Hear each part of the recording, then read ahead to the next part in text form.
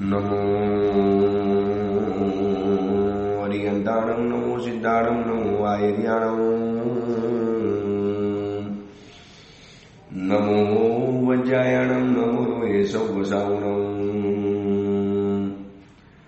એસો પંચનમુકારો સૌવપાવપણાસણો મંગલાહારણં ચ સૌદેશી બ્રહ્મમ વૈ મંગલમ મંગલમ ભગવાન વીરો મંગલમ ગૌતમ પ્રભુ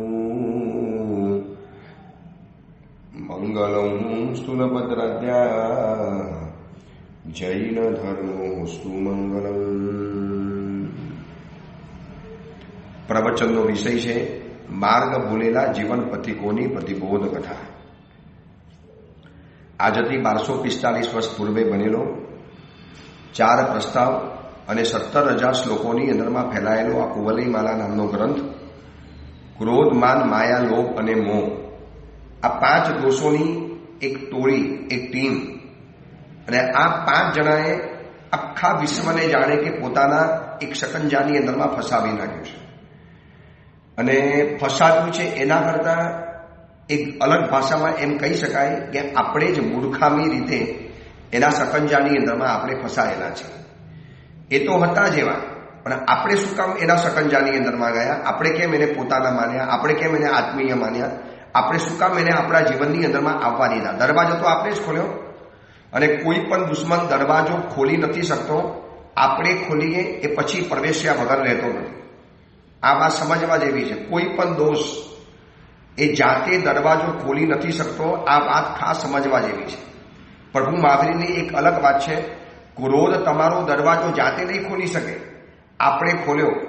પછી એક વખત આપણે દરવાજો ખોલી લીધો અને જો એને એક પગ મૂકવાનું જો આપણે સંમતિ આપી, માત્ર એક પગ મૂકવાની, એટલે કે આપણે શું કહી દઈએ, બસ એક વખત છે ને એને કહી દો ક્રોધથી, બસ ખાલી એક વખત એને ખખડાવી નાખો, એક વખત હું તો મેં બરોબર સુના દઉં.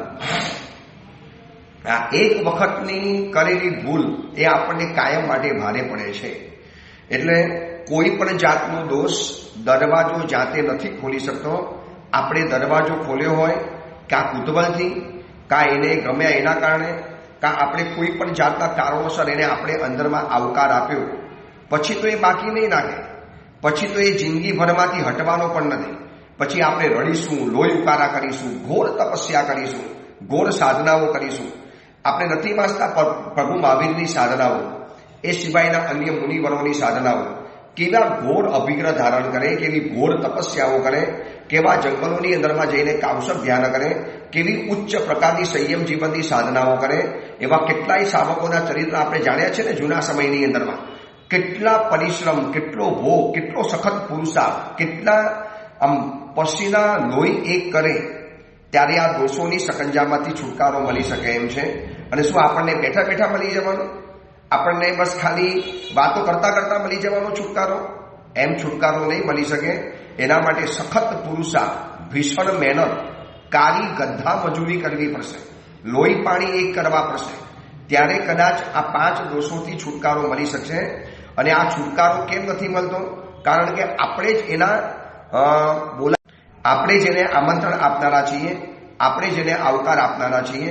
હવે એ ભૂલ આપણને ભારે પડે છે. હજી પણ વધુ મોડું થયું નથી, ભલે જે થયું એ થઈ ગયું. તો આવા સૂત્રોનો સ્વાધ્યાય, આવા પ્રવચનો, આવી ધર્મની ક્રિયાઓ, તપસ્યા, પરમાત્માની પૂજા, આ બધું કરતા કરતા કરતા એનું એક સાત્વિક બલ પેદા કરવું છે કે જે આ 5 દોષોની સામે આપણને ઝઝુમાવી શકે, આપણે એની સામે ઝઝુમી શકીએ, આપણે એનો મુકાબલો કરી શકીએ, આપણે એનો પ્રતિકાર કરી શકીએ. એટલા માટે આ મહાત્માઓ આવો ગ્રંથ બનાવીને જાય છે. પોતાના અનુભવમાંથી એમને જે જાણ્યું એ બધું આપણા માટે મૂકીને ગયા. 1245 વર્ષ પહેલા બનેલો આ ગ્રંથ કેટલી બધી આપણને શિખામણ, માહિતી, જાણવાની વાતો આપે છે. અને એ કથાના માધ્યમ દ્વારા જે આ ગ્રંથ બતાવે છે રસ્તો, એક જાણતા જાણતા કથાના રસ્તે આગળ વધતા વધતા આપણે ત્યાં સુધી પહોંચ્યા કે કુંવલે ચંદ્ર કુંવર આખરે કુંવલય માલાના ગામમાં પહોંચી ગયો. દક્ષિણ પથની અંદરમાં આવેલું વિજયાનગરી છેવટે પહોંચી પણ ગયા. હવે પહોંચ્યા પછી હવે મૂંઝવણ એ છે કે કુંવલય માલા સુધી કેવી રીતે પહોંચવું, કેવી રીતે કુવલી માલાના નજીકની અંદરમાં જવું અને એ જવા માટે પણિયારીઓ પાસેથી બધી માહિતી મેળવી લીધી, બધો જે ડેટા એકઠો કરી લીધો. પછી ડેટા કલેક્ટ કર્યા પછી હવે ગામની અંદરમાં ફરે છે કે કંઈક એવો રસ્તો મળી જાય, કોઈક એવી વ્યક્તિ મળી જાય, કોઈક એવું ઇન્સાન મળી જાય કે જેના દ્વારા હું ઓર વધારે એક સ્ટેપ આગળ વધી શકું. એક સ્ટેપ તો આગળ વધ્યા, હવે ઓર એક નવું સ્ટેપ. અને એ જોવા માટે ગુરુકુલની અંદરમાં પહોંચ્યા, જ્યાં બધા છાત્રાલય ચાલતું હતું, છાત્રાવાસ હતો, જ્યાં બધા છાત્રો ભણતા હતા, જ્યાં બધા વિદ્યાર્થીઓ ગામના વિદ્યાર્થીઓ આવીને જે ભણતા હતા. એ મઠ કો, છાત્રાવાસ કો, ગુરુકુલ કો, આ બધું જૂના કાળની અંદરમાં ભણાવવાની પદ્ધતિ હતી. એમાં આપણે ગઈકાલે જોયું કે વર્તમાન સમયની શિક્ષણ પદ્ધતિ અને જૂના સમયની શિક્ષણ પદ્ધતિ બિલકુલ અલગ હતી. હૃદયની કેળવણી હતી, હૃદય ખીલે, હૃદય વધારે ભાવુક બને, હૃદય વધારે ભાવિત બને, હૃદય વધુ ને વધુ ભીનું બનતું જાય, હૃદયની સંવેદનાઓ ઓર વધારે ખીલે, એની સંવેદનાઓ ઓર વધારે સંવેદનશીલ બને, એવી બધી શિક્ષણ પદ્ધતિ હતી. આખું હિન્દુસ્તાનની પરંપરા જોઈ લેજો, ભણવાની પરંપરા, જેમાં માત્ર ને માત્ર હૃદય એટલે કે હાર્ટ કેન્દ્રિત હતું. અત્યારની આખી જે ભણવાની પદ્ધતિ છે ને એ માત્ર બુદ્ધિ કેન્દ્રિત છે, લોજિક. બસ હોશિયાર બનો, મશીન સાથે પનારો પાડો. લાગણી બાબતની કોઈ ચીજ આજના સિલેબસની અંદરમાં શીખવાડવામાં નથી આવતી.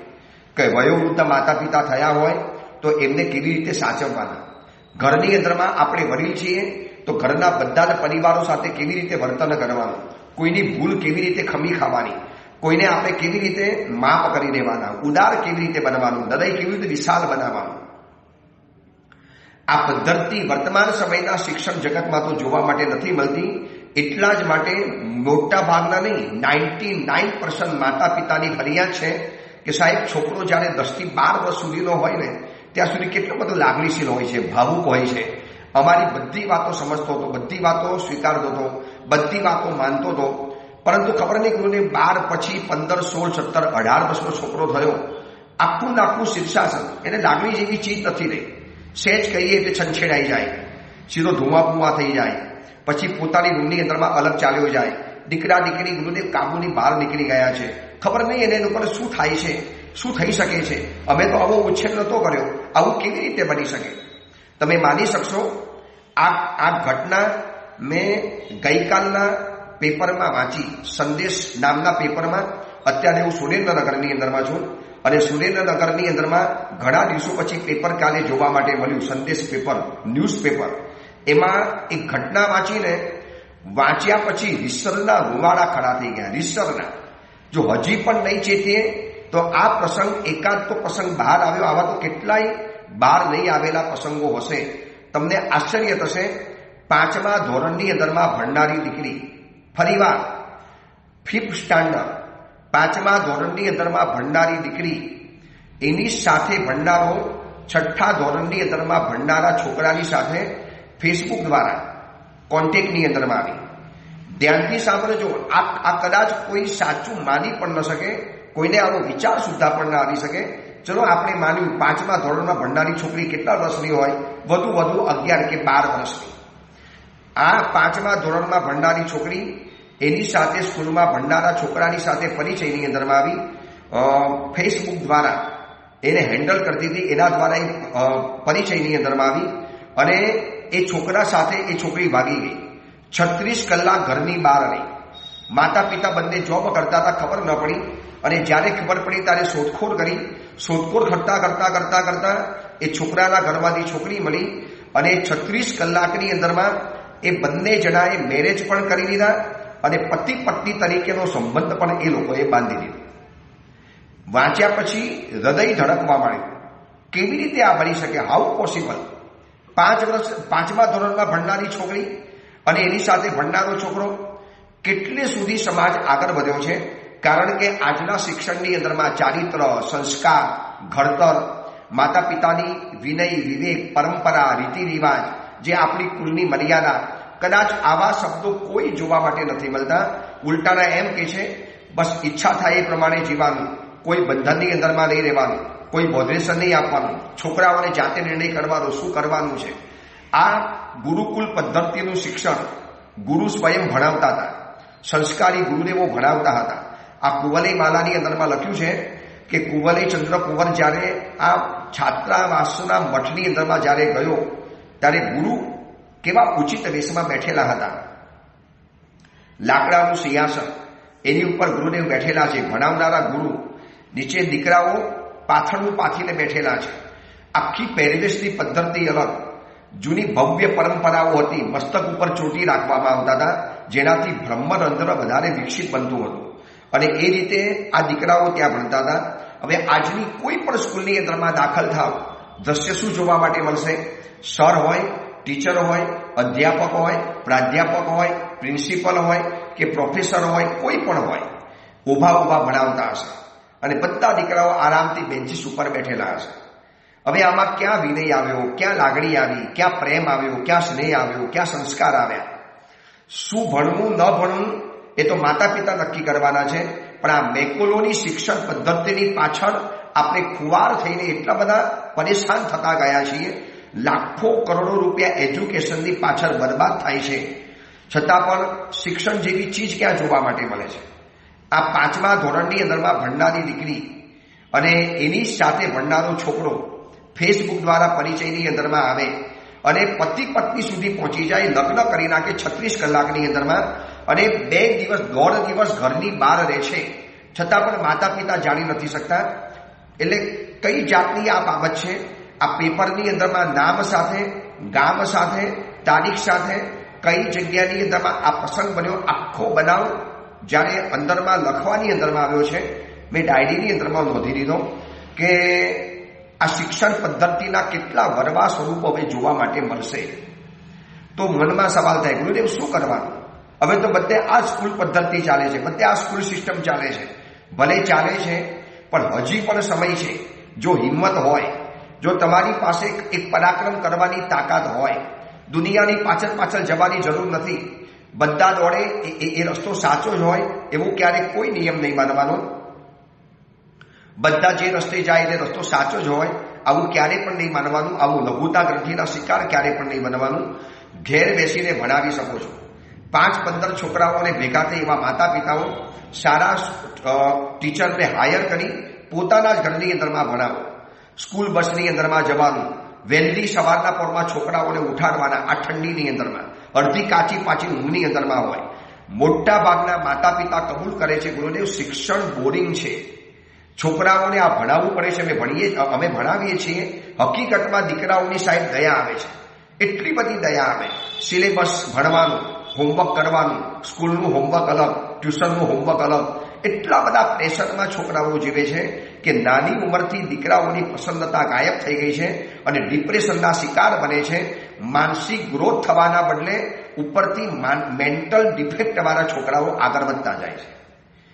આ શિક્ષણની વરવી પદ્ધતિ છે. નહીં બતાવે લોકો તમને સાચી વાત, કારણ કે એ લોકોને ઇન્ડસ્ટ્રી ચલાવી છે, એ લોકોને શિક્ષણની વ્યવસ્થા ચલાવી છે, એ લોકોને કરોડો રૂપિયા કમાવા છે, એ લોકોને આનાથી તો આજીવિકા ચાલે છે. અબજો રૂપિયાની ઇન્ડસ્ટ્રી છે એજ્યુકેશનની. કોણ આ બધી પાછળને પડદા પાછળની વાસ્તવિકતાઓ કોઈ બતાવશે? એ તો એમ જ કહેશે, આવી જાઓ અમારી સ્કૂલની અંદરમાં, છોકરો તમારો નંબર 1 આવી જશે, છોકરો આમ આવી જશે. અરે બાબા, શિક્ષણમાં છોકરો નંબર 1 આવશે પણ દીકરો અમારા હાથની અંદરમાં નહીં રહે. શું કરવાનું? આ હમણાં બધા જે ગામડાઓની અંદરમાં જે વિહાર કરું છું, દરેક ગામડાની અંદરમાં 2-4 જૈનોના ઘર છે. પૂછું, ક્યાં ગયા દીકરાઓ? સાહેબ ભાઈ પતિ પત્ની એકલા અહીંયા રહીએ છીએ, છોકરાઓને ભણાવવા માટે હવે અમદાવાદ લઈ જવા પડ્યા અથવા તો સુરત મોકલી આપ્યા, તે એજ્યુકેશન સારું બની જાય. અને ભણવામાં છોકરામાં જો ગટ્સ હોય અને છોકરો જો પાવરફુલ હોય તો અબ્દુલ કલામ સાહેબ એમના રામેશ્વરના ગામની અંદરમાં સ્ટ્રીટ લાઇટની અંદરમાં ભણી અને રાષ્ટ્રપિતા બન્યા અને વૈજ્ઞાનિક બની ગયા છે. છોકરામાં દમ હોવો જોઈએ. ચલો, આ બધી શિક્ષણ પદ્ધતિની વરવી વાતો છે, તો શું કરવાનું? આનો કોઈ રસ્તો એક જ છે. કોઈ ગુરુકુલ માધ્યમની સ્કૂલની અંદરમાં ભણાવો, જ્યાં પ્રેક્ટિકલ જ્ઞાનની સાથે થિયરી પણ મળતી જાય, જ્યાં લાગણીની વાતો મળતી જાય. હું તમને આગળ બતાવું છું કે આ ગુરુકુલની અંદરમાં કેટલી બધી શિક્ષણ પદ્ધતિ ભણાવવામાં આવતી હતી, કેટલું બધું આવતું હતું. કુમારે જોયું, કુવલીચંદ્ર કુંવરે, કે આ વિજયાનગરીની અંદરમાં કેટલી બધી આવી બધી ભણાવવાની છાત્રશાળાઓ છે, આવા બધા ભણવાના મઠ રહેલા છે, આટલું બધું ભણવાનું રહેલું છે. આ હિન્દુસ્તાન પછાત હતું, હિન્દુસ્તાનમાં કશું નહોતું. આ તદ્દન બોગસ પ્રચાર અંગ્રેજોએ કર્યો છે અને અંગ્રેજોને ચાહનારા વ્યક્તિઓએ આ બધું આગળ વધાર્યું છે. જે આપણા જ હિન્દુઓ હતા અને અંગ્રેજોની શેષરમની અંદરમાં આવી ગયા અને એમને ભણેલો સિલેબસ આપણે ભણવાનો, એમને લખેલા પુસ્તકો આપણે ભણવાના. કયા સમયમાં સાચો ઇતિહાસ ભણવા માટે આવે છે એ તો બતાવો. આઝાદીના સમયની અંદરમાં કેટલા લોકોએ કુરબાની કરી, કોણ બતાવવા માટે આવશે? અને 1857નો જે સ્વાતંત્ર્ય સંગ્રામ થયો એને પણ હજી શબ્દ શું બતાવે છે? વિપ્લવ થયો. ભાઈ વિપ્લવ કેવી રીતે હોઈ શકે? 1857 અમારા દેશની અંદરમાં અમારા લોકોએ આઝાદ થવા માટે જે તોફાન પેદા કર્યું, જે એ લોકોએ જુવાર પેદા કર્યો, તમે એને વિપ્લવ કહેશો? એને સ્વાતંત્ર્ય સંગ્રામ કહેવો જોઈએ. મારા દેશ માટે હું માનું તો કંઈક કરું તો તમે મને એમ કહેશો કે તમે વિપ્લવ કરો છો. વિપ્લવ કોને કહેવાય? પોતાના જ ઘરની સામે પોતાની વ્યક્તિ પડે તો વિપ્લવ કહેવાય. દૂર દેશથી અંગ્રેજો આ દેશની અંદરમાં આવ્યા, રાજ્ય કર્યું, એમને ભગાડવા માટે આપણા નવલોહિયા યુવાનો મંગલ પાંડે જેવાએ જે બ્યુગલ ફૂટ્યું સ્વાતંત્ર્ય સંગ્રામનું, અને તમે એને વિપ્લવ કહી દેશો? 1857ની અંદરમાં વિપ્લવ થયો, આવું સ્કૂલોની અંદરમાં ભણાવવામાં આવે છે. સાચો ઇતિહાસ કોણ બતાવશે? અંગ્રેજો કેટલો આ દેશને લૂંટીને ગયા છે, એટલા બધા લૂંટીને ગયા છે. બધો જ હિસાબ તમારા મોબાઈલની અંદરમાં હશે, ગૂગલમાં સર્ચ કરો, બધું જ મળી જવાનું છે. શિક્ષણ પદ્ધતિનું આ વરવું સ્વરૂપ છે. આનાથી માતા પિતાએ બચવું હોય તો હવે એક રસ્તો છે કે ભલે શિક્ષણ પદ્ધતિમાં તમારે જોડાવવું તો પડશે જ, કારણ કે વર્તમાનમાં સાર્વત્રિક આ વ્યવસ્થા છે. આ બોરિંગ પદ્ધતિ છે. ભણો, પરીક્ષા આપો, પછી યાદ રાખો. હવે યાદ રાખવા જેવું છે જ નહીં, શું યાદ રાખીએ? અને જૂના કાળની અંદરમાં કેટલા બધા સિલેબસો ભણાવવામાં આવતા હતા જે જીવનમાં જરૂરી હતા, કામના હતા, રોજબરોજ કામ લાગે. જે ભણવું આજે પણ ગમે છે લોકોને. આજે ગમે એટલો શિક્ષિત પુરુષ હશે ને એને કહેશો ભાઈ આ જ્યોતિષ હું જાણું છું, મને બતાવવું છે, તરત તૈયાર થઈ જશે. તો જૂના કાળની અંદરમાં આવું જ્યોતિષ, આવું હસ્તરેખા, આવા બધા સામાન્ય લક્ષણશાસ્ત્ર, અંકશાસ્ત્ર જે સામાન્ય સ્કૂલમાં ગુરુકુળમાં ભણાવવામાં આવતા હતા. દુનિયાની જાણકારી, દુનિયાની વાતો, સંસ્કારની વાતો, મર્યાદા, ચારિત્રની બાબતો, આનાથી એટલો મોટો એક ફાલ પેદા થયેલો હિન્દુસ્તાનની અંદરમાં. પણ આ મેકોલો નામનો વ્યક્તિ આવ્યો, એને આખી સિસ્ટમને ધરાશાયી કરવા માટે એનું બીડું ઉપાડ્યું. કારણ કે એને ખબર હતી કે આ દેશની અંદરમાં જો રાજ કરવું હશે તો શિક્ષણ પદ્ધતિને પહેલા ખતમ કરવી પડશે. અને એ ખતમ કરવાની અંદરમાં કામયાબ બન્યો. કારણ કે આપણે જ હિન્દુસ્તાનીઓ ભોળા, મેં પહેલાં કીધેલું પ્રવચનની અંદરમાં, આપણે હિન્દુઓ એટલા બધા ભોળા છીએ ને કે ગમે તે વ્યક્તિ ઉપર વિશ્વાસ કરી બેસીએ છીએ. અંગ્રેજો આવ્યા, વિશ્વાસ કરી લીધો. વિધર્મીઓ આવ્યા, વિશ્વાસ કરી લીધો. આ બાજુ ફ્રેન્ચો આવ્યા, વિશ્વાસ કરી લીધો. આ બાજુ અફઘાનો આવ્યા, વિશ્વાસ કરી લીધો. આ દેશની તાસીરની અંદરમાં જ આ છે. એટલા માટે તો હિન્દુની છોકરીઓને વિધર્મીઓ ભોળવી શકે છે. કોઈની તાકાત છે કે વિધર્મીને એક દીકરીને કોઈ પટાવી શકે? અને કેમ આપણી હિન્દુની છોકરીઓ બધી ભોળવાય છે? કેમ હિન્દુની છોકરીઓ જ ભાગે છે? દરેક ગામોની અંદરમાં સાંભળતો આવ્યો છું. ગુરુદેવ, 2-4 પ્રસંગો તો અમારા ગામમાં પણ બની ગયા છે. આવી ભણેલી ગણેલી, હોશિયાર, શિક્ષિત, દેખાવડી, એજ્યુકેટેડ, શ્રીમંત પરિવારની, વેલ સેટેડ પરિવારની દીકરી ગુરુદેવ સારું આવારા છોકરાની સાથે ભાગી ગઈ, વિધર્મીની સાથે. આ આપણા લોહીની અંદરમાં અભોળપણ છે. અને કોઈ પણ આવીને આપણને ભોળવી નાખ્યું અને આપણે આપણી પરંપરાઓને છોડી દીધી. હવે રસ્તો એક જ છે. સ્કૂલના શિક્ષણના ઝેરને ઉતારવા માટે તમે એને ઘરની અંદરમાં કંઈક એવું ભણાવો, સંસ્કારની કથાઓ કહો, અથવા તો પાઠશાળા મોકલો, અથવા તો અમારા જેવા સાધુઓની શિબિરોમાં મોકલો, અમારા જેવા સાધુઓના પરિચયની અંદરમાં રાખો. હવે અમારા જેવા સાધુઓના પરિચયની અંદરમાં રાખશો એટલે આજુબાજુવાળા શું કહેશે?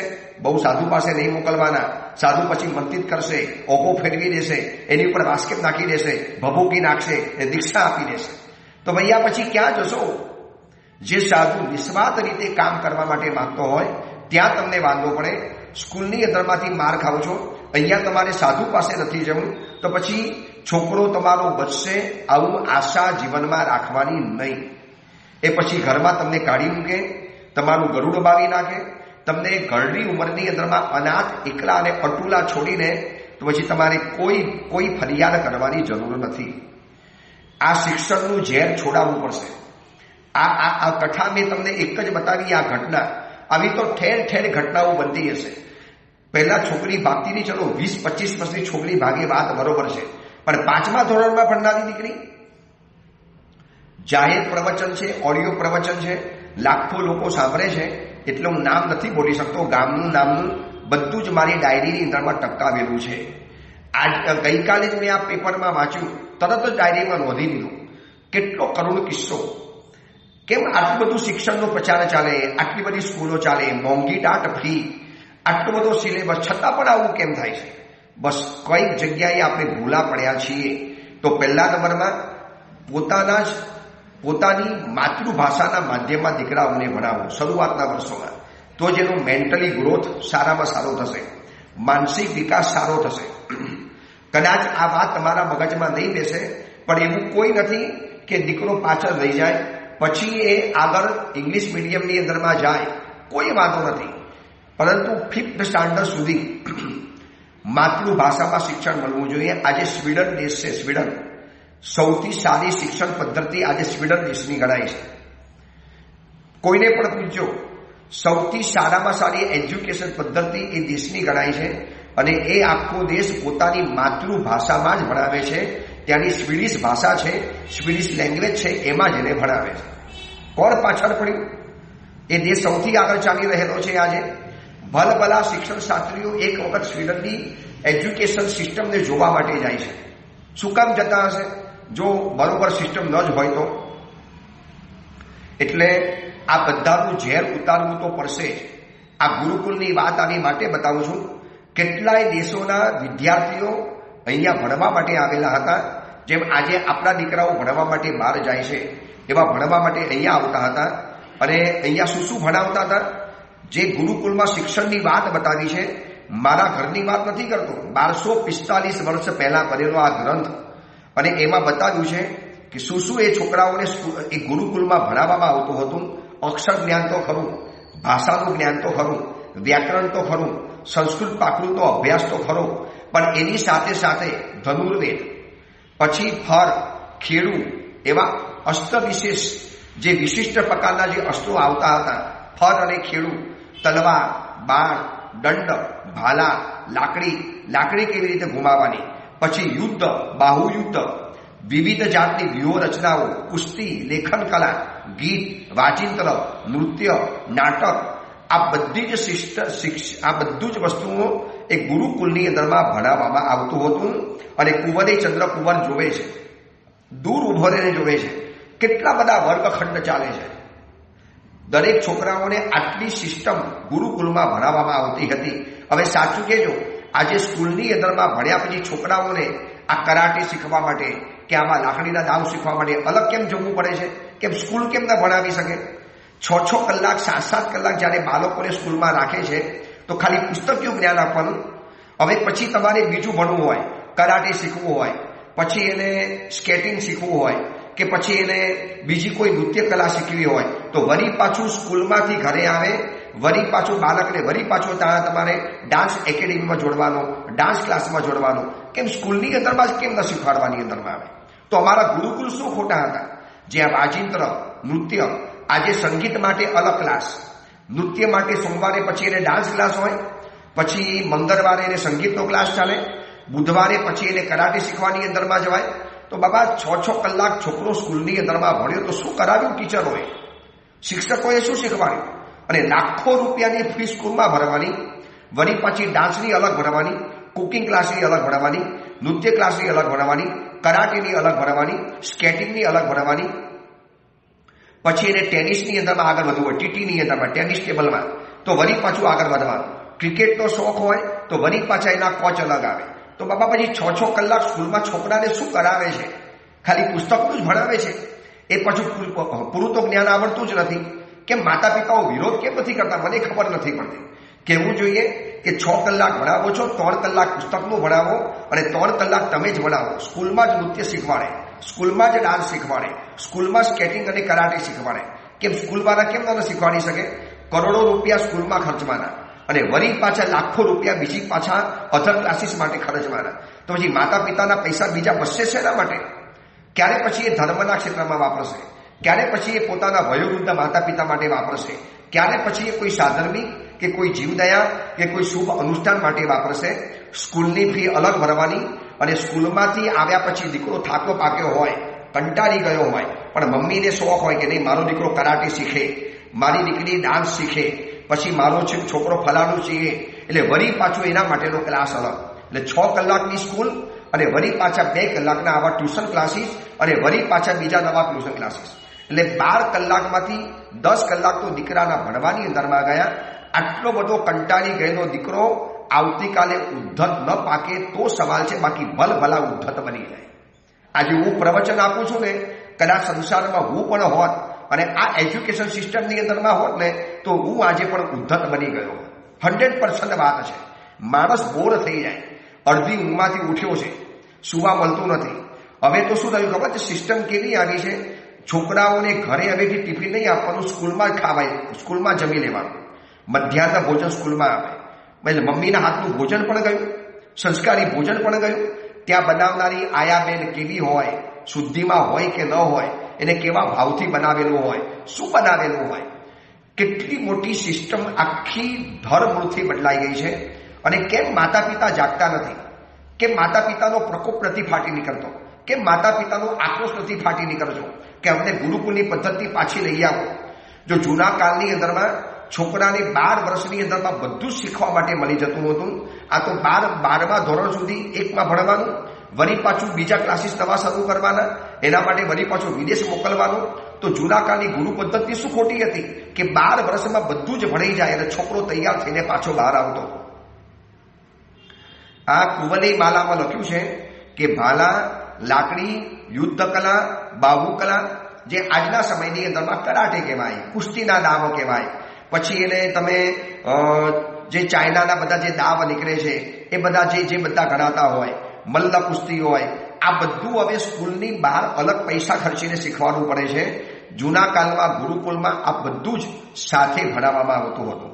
અક્ષર જ્ઞાન, વેદોનું જ્ઞાન, શાસ્ત્રોનું જ્ઞાન, ભાષાનું જ્ઞાન અને સાથે સાથે આ બધી જ અધર એક્ટિવિટીઝ.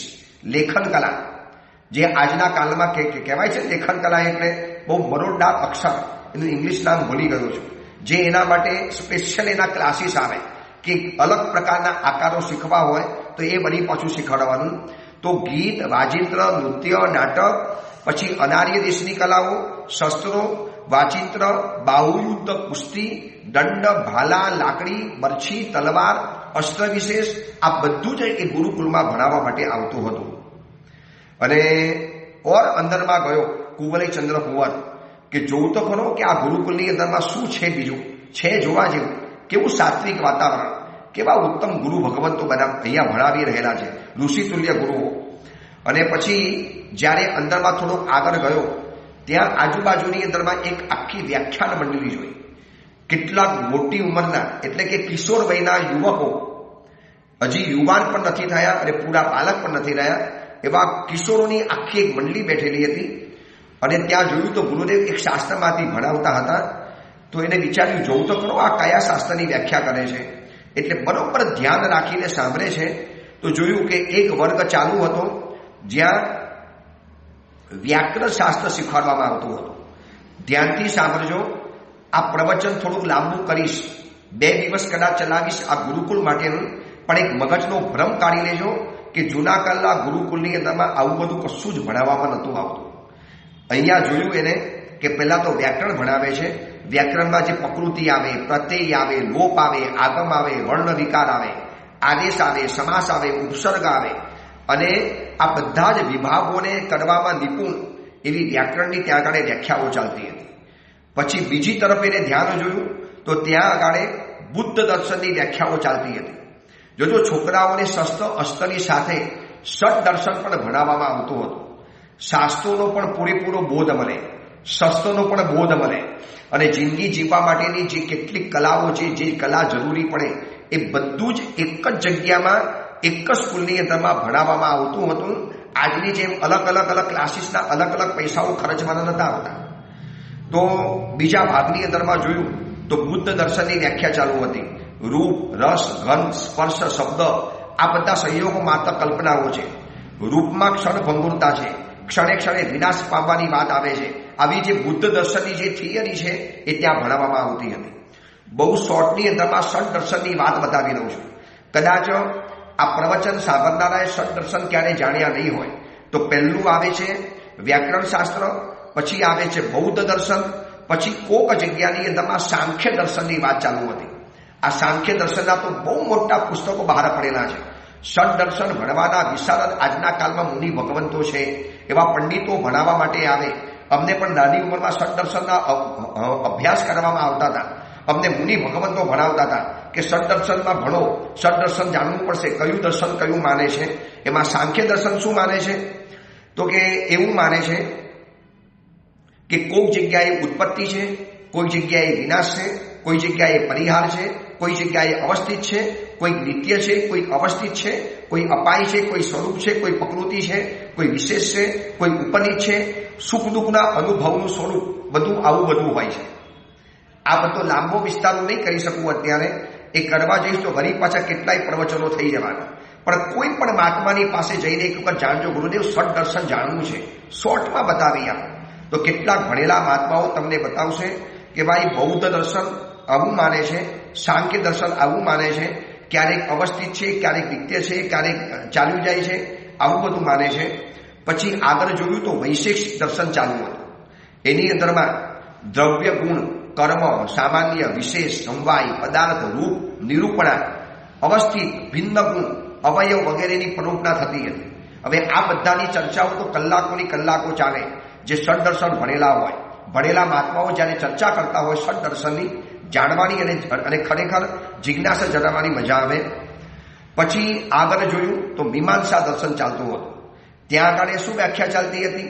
પ્રત્યક્ષ, અનુમાન, પ્રમાણ, પછી 6 નિરૂપિત, નિત્ય જીવાદી નથી, સર્વજ્ઞવાદ, પદ, વાક્ય, આ બધા મીમાંસા દર્શનની બધી વ્યાખ્યાઓ ચાલુ હતી.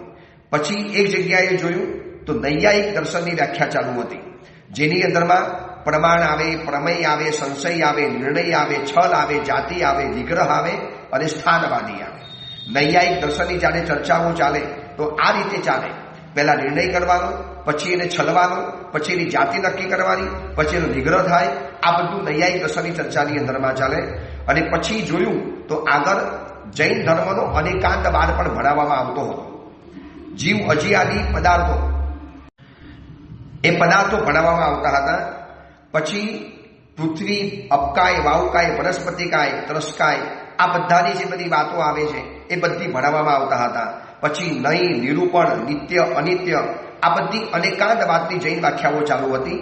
પછી એક જગ્યાની અંદરમાં જોયું તો લોકાયતવાદની પણ વ્યાખ્યાઓ ચાલુ હતી કે જેમ મદિરાના અંગોમાંથી મદ છે તેમ મદિરાના અંગમાં જેમ મદ ચડે છે પણ હકીકતમાં એમાં મદ નથી, એવી રીતે આ દુનિયામાં આત્મા જેવી કોઈ ચીજ નથી. આવું બધું જે નાસ્તિકવાદ જેને કહેવાય, લોકાયતિકવાદ, નાસ્તિકવાદ, આ બધું પણ શીખવાડવામાં આવતું હતું. આ 6 દર્શન ભણવા જરૂરી હતા. જે જૂના કાળની અંદરમાં એનાથી બુદ્ધિ ખીલે, એનાથી ધર્મનો વાસ્તવિક પરિચય થાય, એનાથી ધર્મની સાચી સમજ ક્રિએટ થાય. આ બધી ચીજો વિસ્તાર એટલા માટે બતાવું છું કે આ બધી જ વસ્તુઓ ગુરુકુળમાં એક જ જગ્યામાં ભણીને બાળક ઘરે આવતો હતો. પછી એ બાળક ફ્રી, પછી એના માટે બીજું ટેન્શન નહીં. આજે તો છોકરો બચારો સ્કૂલમાંથી ઘરે આવે ને ત્યાંથી કંટાળો આવે, હાઈ શિફ્ટ, હવે ઘરમાં જવાનું, હજી ખાધું ન ખાધું, કપડાં બદલ્યા ન બદલ્યા, મમ્મી કે ચલ અહીંયા તારે ડાન્સ ક્લાસમાં જવાનું છે, આજે તારો ડ્રોઈંગ ક્લાસ છે, આજે તારે આર્ટ ભણવા જવાનું છે, આજે તારે કરાટેમાં જવાનું છે, આજે તારે ટેબલ ટેનિસમાં જવાનું છે, આજે તારી ક્રિકેટ એકેડમીનો ક્લાસ રહેલો છે. છોકરો કે પણ મમ્મી સવારથી ઘરની બહાર છું, ઘરમાં તો રહેવા ને, જાણે કે ઘરમાં રહેવું ગુનો છે છોકરા માટે. જ્યારે આ ગુરુકુળ પદ્ધતિની અંદરમાં એક જ બેઠકમાં એકી સાથે બધું જ ભણીને છોકરો ઘરની અંદરમાં આવે એટલે પછી એને ફ્રી રહેવાનું, ન હોમવર્ક, ન બીજી કોઈ ઝંઝટ. એટલે દીકરો એટલો બધો મેન્ટલી ફ્રી, મેન્ટલી ફ્રેશ રહી શકતો હતો. એના કારણે મેન્ટલી ગ્રોથ વધારે થતો હતો. ચલો આ અંગેની પણ બીજી મહત્વની વાત આપણે આવતીકાલે કરીશું. કોઈ શિક્ષણ શાસ્ત્રી, કોઈ તમારા પરિચિતમાં સર હોય, પ્રાધ્યાપક હોય, અધ્યાપક હોય, એમને આ પ્રવચન સંભળાવજો અને કહેજો કે કુંવલી માલાનું આ ચેપ્ટર વાંચી લેજો તો ખબર પડશે કે શિક્ષણ પદ્ધતિમાં શું ફેરફાર કરવા જેવા છે. ચલો એ અંગેની બીજી વિશેષ વાત આપણે આવતીકાલે કરીશું. એ જ મંગલ કામના મંગલ ભાવના જીનાકના વિરુદ્ધ કાંઈ પણ બોલાયું હોય તો મિચ્છામી